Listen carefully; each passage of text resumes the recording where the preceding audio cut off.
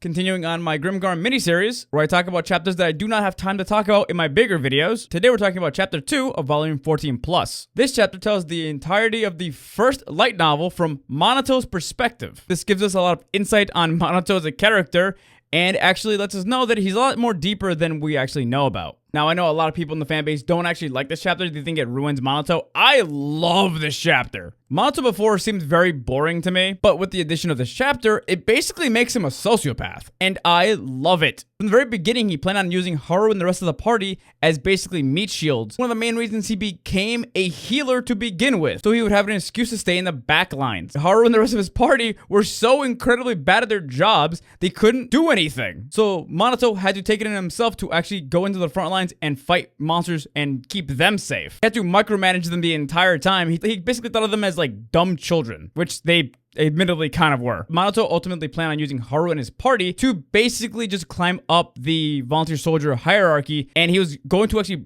abandon them just out of nowhere to join a different party eventually. He came up with plans to actually make them more subservient to him and better by mentally manipulating them in all different ways. Chihiro, for example, he planned on dating her so she could actually just like be so loyal to him that she would listen to anything he says. The character Renji noticed this immediately, and that's one of the reasons he really just disliked him, even though Renji totally asked him to join his party in the middle of the chapter. Eventually, Monoto did start to actually feel affection for the party though, and he did start to feel really bad for them, specifically Chihiro, and he wanted to actually become a co-leader with Haru, so they were both going to lead the party together. And then he died. That's the chapter.